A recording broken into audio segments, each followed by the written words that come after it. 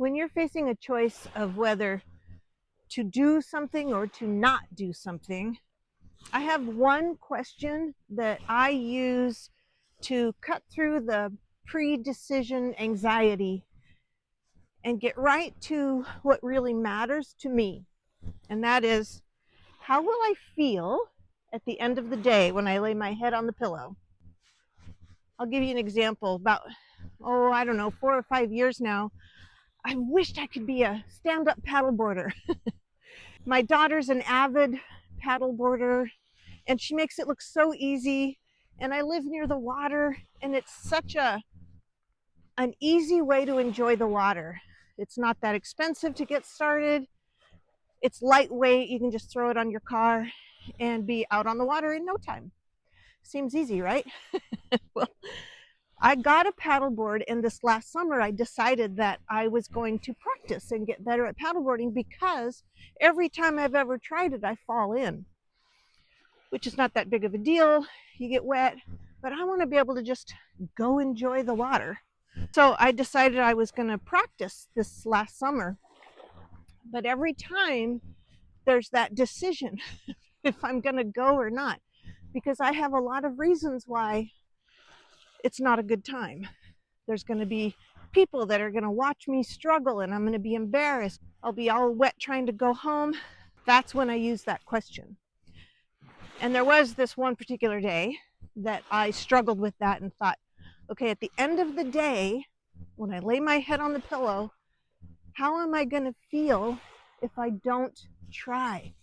If I give in to fear, let fear win, and I chicken out, well, first of all, I'll be disappointed, but also I won't be able to let it go. I still want a paddleboard. And then conversely, what if I do try it? How will I feel at the end of the day? I'll feel proud of myself, even if I fall in, even if people see me struggle. I'll be embarrassed, but I'll never see those people again. Who cares? So I did it, and I did struggle.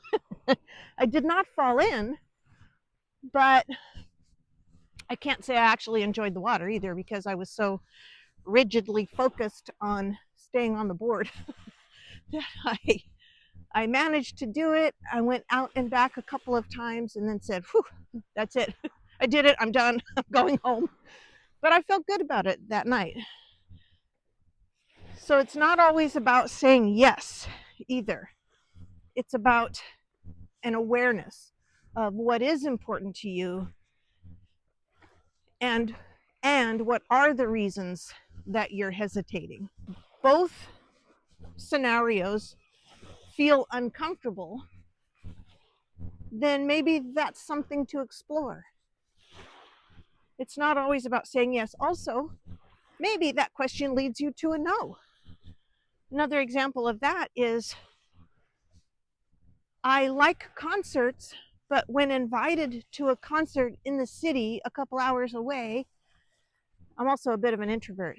So a concert that would be good, but am I willing to fight the traffic, the crowds, the expense, the time, in order to see that concert? Then, the answer for me was the negative parts of it in my mind outweighed the positive part. So I declined, and I felt fine about it. It felt like a relief to have made that decision and not have to go. So sometimes the answer is a no, but also there might be times when both answers feel difficult, or like they would require courage or sacrifice or whatever. And that's a larger question that maybe would require some more discovery. But maybe the time's just not right. Right now it's wintertime. The water is like glass. But because I'm so prone to falling in, I would say this is not a good time because it's so cold. And I don't have a wetsuit. If I had a wetsuit, I would do it, actually, now that I think about it. So This works when it's in those everyday moments when the thing that's holding you back is probably fear. Because there's a difference between fear that protects us and fear that limits us. And if it's the limiting fear, then maybe that question will serve you in helping you to decide whether to do something or to not do it. So now it's your turn. What is something that you have avoided or been afraid to try or thought, I wish I could, what, be a paddleboarder? I wish I could skydive. I wish I could paint. I wish I could play the piano.